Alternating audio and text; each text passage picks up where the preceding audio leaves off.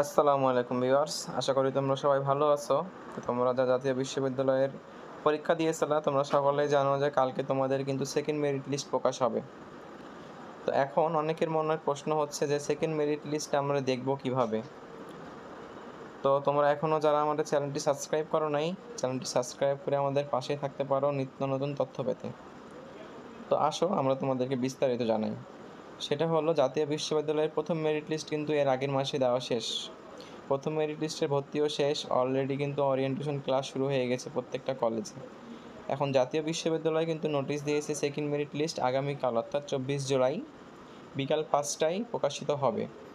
তো এই নোটিশটা কিন্তু ফার্স্ট মেরিট লিস্ট যখন দেয় তখনও দিয়েছিল যে বিকাল 5টায় দেখা যাবে, কিন্তু সেই দিন দুপুর 1টার পর থেকে কিন্তু সকলেই রেজাল্ট দেখতে পারছিল, সেটা অনলাইনের মাধ্যমে হোক, ওয়েবসাইটের মাধ্যমে হোক বা SMS-এর মাধ্যমে হোক।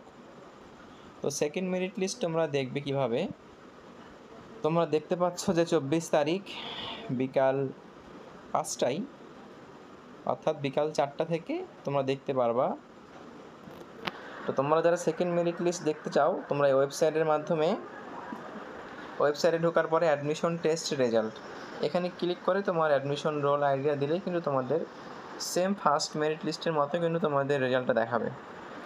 এবং তোমরা যারা SMS-এর মাধ্যমে ফার্স্ট মেরিট লিস্টের মতো দেখতে চাও, সেক্ষেত্রে NU স্পেস ATHN স্পেস তোমাদের রোল নম্বর 16222, অর্থাৎ এই বিষয়ে আমাদের কিন্তু ফার্স্ট মেরিট লিস্ট দেওয়ার আগেও একটি ভিডিও আছে।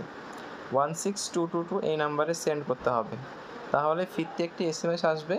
ওই SMS থেকে তোমরা তোমাদের সেকেন্ড মেরিট লিস্ট, তোমরা যদি কোনো কলেজ অর্থাৎ কোনো সাবজেক্ট পেয়ে থাকো, তোমরা কিন্তু দেখতে পাবা। আর সেকেন্ড মেরিট লিস্ট এর পরেও যারা সাবজেক্ট পাবে না, তাদের হতাশা হওয়ার কিছু নাই। অনেকেই মনে করছে যে সেকেন্ড মেরিট লিস্টের পরে হয়তো আমার আর সুযোগ নাই, কিন্তু আসলে এটা না। সেকেন্ড মেরিট লিস্ট দেওয়ার পরেও কিন্তু তোমাদের জন্য রিলিজ স্লিপের অপশন থাকবে, যেটা সেকেন্ড মেরিট লিস্ট ভর্তি হওয়ার পরে তোমরা যেই কলেজে প্রথম আবেদন করেছিলা ওই কলেজ সহ অথবা ওই কলেজ বাদে তোমরা আবার রিলিজ স্লিপে আবেদন করতে পারবা। 5টা কলেজ 3টা করে সাবজেক্ট, অর্থাৎ প্রত্যেকটা কলেজে 3টা করে সাবজেক্ট, কিন্তু তোমাকে 5টা কলেজেই কিন্তু আবেদন করতে হবে।